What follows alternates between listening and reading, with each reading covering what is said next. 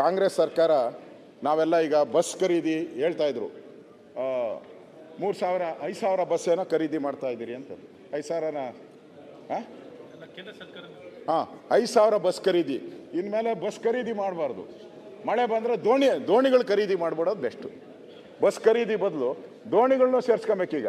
ಒಂದು 50 ಬಸ್ ಖರೀದಿ ಮಾಡಿದ್ರೆ ಒಂದು 10 ದೋಣಿನೂ ನಾವು ಪರ್ಚೇಸ್ ಮಾಡಬೇಕು. ಆ ಪರಿಸ್ಥಿತಿ ಇವತ್ತು ಆಗ್ತಾಯಿದೆ. ಇವತ್ತು ನಾವು ಕರಾವಳಿಗೆ ಹೋಗಂಗಿಲ್ಲ, ಇಲ್ಲೇ ಬೀಚ್ಗಳು ನಿರ್ಮಾಣ ಆಗ್ಬಿಟ್ಟಿದೆ ಈಗ ನಮಗೆ.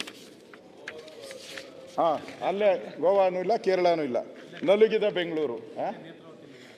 ನೇತ್ರಾವತಿ ಎಲ್ಲ ಇಲ್ಲೇ, ಅವ್ರು ಗಲಾಟೆ ಮಾಡೋಂಗಿಲ್ಲ, ಇಲ್ಲೇ ನೇತ್ರಾವತಿನ ಸೃಷ್ಟಿ ಆಯ್ತು. ಈ ರೀತಿ ನಮಗೆ ತೊಂದರೆ ಆಗಿದೆ ಅಧ್ಯಕ್ಷರೇ, ಅಭಿವೃದ್ಧಿಗೆ ಆಗ್ತಾ ಇಲ್ಲ ಇಲ್ಲಿ. ಇನ್ನೊಂದು ನಾನು ಭಾಳ ಇಂಪಾರ್ಟೆಂಟ್ ಹೇಳಬೇಕಾಗಿದೆ. ಬೆಂಗಳೂರಲ್ಲಿ ಈ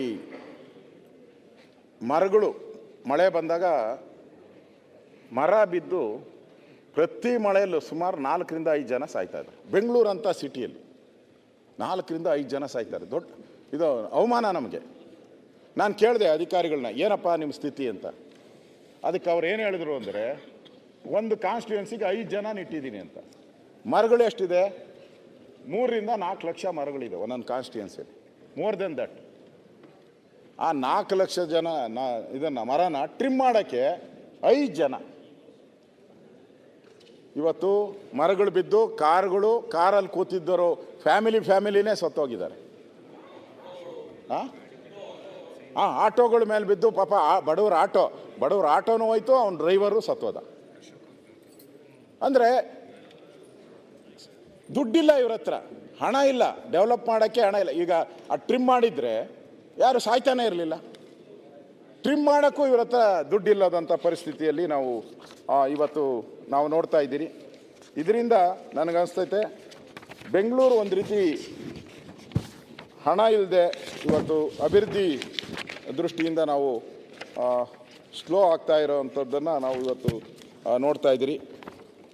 ಮತ್ತು ತ್ಯಾಜ್ಯ ವಿಲೇವಾರಿ ಅಂತೂ ನಮ್ಮನ್ನು ಹೇಳಿದರು. ಮುಗಿಸ್ಬಿಡ್ತೀನಿ, ಆಗಾಯ್ತು.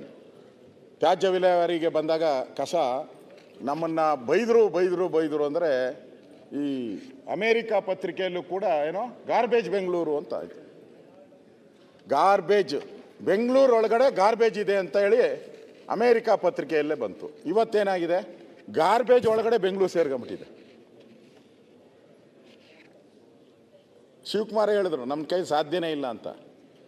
ಸರ್ಕಾರ ಬಂದಾಗ ಹೇಳಿದ್ರು, ಬೆಂಗಳೂರಿನ 4 ಕಡೆ 100 ಎಕರೆ ತಗೊಂಬಿಟ್ಟು 6 ತಿಂಗಳಲ್ಲಿ ನಾವು ಅದನ್ನು ಎಲ್ಲ ಕಸನ ವಿಲೇವಾರಿ ಮಾಡಿಬಿಡ್ತೀರಿ, ಡೋಂಟ್ ವೆರಿ. ಅವ್ರದ್ದು ಮಾಮೂಲಿ ಡೈಲಾಗ್ ಅಲ್ಲ, ಡೋಂಟ್ ವರಿ ಅಂತ ಅಂದ್ಬಿಟ್ಟು ಹೋದರು. ಈಗ ಜನ ವರಿ ಮಾಡ್ತಾ ಇದ್ದಾರೆ. ನೀವೇ ಓಡಾಡ್ತಿರಲ್ಲ ಬೆಂಗಳೂರಲ್ಲಿ, ಕಸದ ರಾಶಿ. ಅಂಡರ್ ಪಾಸಲ್ಲಿ ಹೋದರೂ ಕಸ ಬಿದ್ದಿರ್ತದೆ. ಅಂಡರ್ ಪಾಸಲ್ಲಿ ಮೂಟೆಗಳು ತಂದು ಜೋಡಿಸ್ಬಿಟ್ಟು ಹೋಗಿರ್ತಾರೆ. ಕ್ಲೀನಿಂಗೇ ಇಲ್ಲ.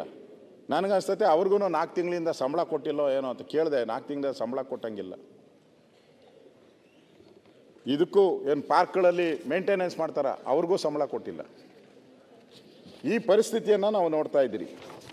ಇದು ಅವ್ರು ಹಾಕಿದ್ದಾರೆ ಬಿಡಿ, ಅಲ್ಲಿ ಕಸ ಇಲ್ಲಿ ಕಸ, ಎಲ್ಲೆಲ್ಲೂ ಕಸ. ಆ ಪತ್ರಿಕೆಯವ್ರು ಪಾಪ ಬರೀತಾರೆ, ಸುಳ್ಳು ಬರೀತಾರೆ.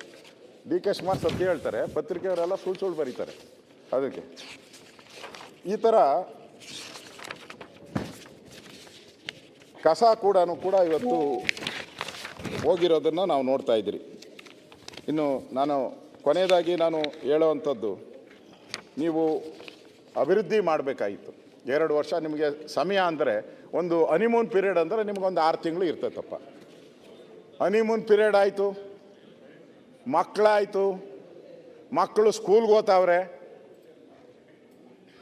ಹನಿಮೂನ್ ಪೀರಿಯಡು ಆಯಿತು, ಸ್ಕೂಲ್ಗೆ ಹೋಗೋ ಮಕ್ಕಳು ಆಯಿತು. ಇನ್ನೂ ಅಭಿವೃದ್ಧಿ ಕಡೆ ಇವ್ರ ತಲೆ ಹಾಕೇ ಇಲ್ಲ. ಈಗ CM ಅವ್ರು ಹೇಳ್ತಾರೆ, ನಾವು 50 ಕೋಟಿ ಕೊಡ್ತೀರಿ, 75 ಕೋಟಿ ಕೊಡ್ತೀರಿ ಅಂತ ಹೇಳ್ತಾವ್ರೆ. ಅದನ್ನೇ ರಾಜಕ್ಕಾಗಿ ಹೇಳಿದ್ದು. ನಾನು ತೆಂಗಿನಕಾಯಿ ಆ 25 ಕೋಟಿ ಅವ್ರಿಗೇನೋ ಕೊಟ್ಟಿದ್ದಂತೆ. ಅವಾಗ ಫಸ್ಟ್ ಟೈಮು